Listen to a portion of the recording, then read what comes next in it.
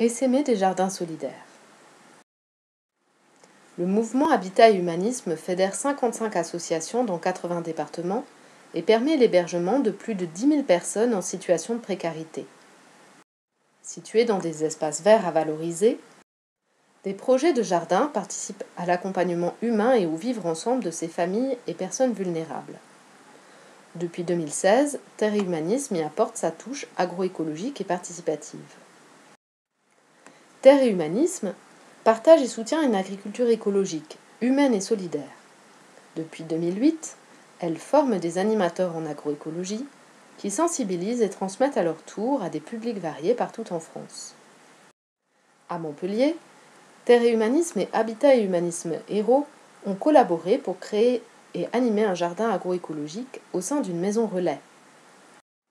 Ce premier jardin solidaire a fait ses preuves pour aider des personnes en grande détresse à reprendre confiance en elles-mêmes et à cultiver ensemble leur pouvoir d'agir, le tout en produisant une alimentation saine et locale et en améliorant leur cadre de vie au cœur de la ville.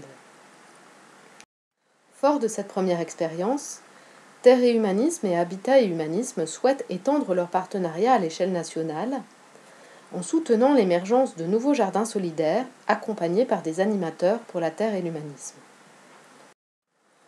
Le projet proposera donc des diagnostics participatifs impliquant salariés, bénévoles, résidents et locataires du mouvement Habitat et Humanisme dans chaque résidence ou quartier concerné.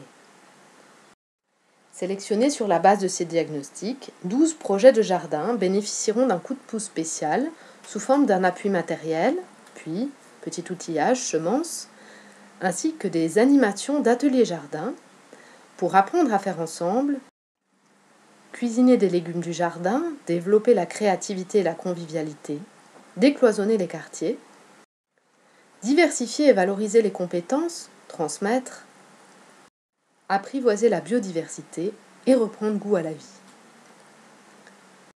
Chaque année, les acteurs des groupes locaux de jardin pourront se former selon leurs besoins auprès des formateurs de Terre et Humanisme, à l'approche participative, la conception et la gestion collective de jardin, à la fertilité, le compostage, la gestion de ruchers ou d'un poulailler au jardin.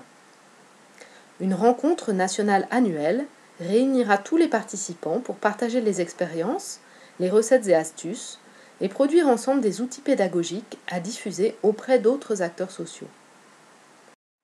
Soutenir le projet des jardins solidaires qui font du bien, c'est faire germer au moins 18 projets de jardin qui deviendront des espaces de vie et d'échange entre personnes vulnérables, travailleurs sociaux et habitants des quartiers.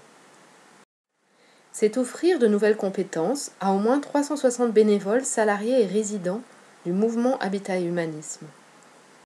C'est enfin partager une approche et des méthodologies à essaimer auprès de nombreux autres animateurs jardins et acteurs sociaux.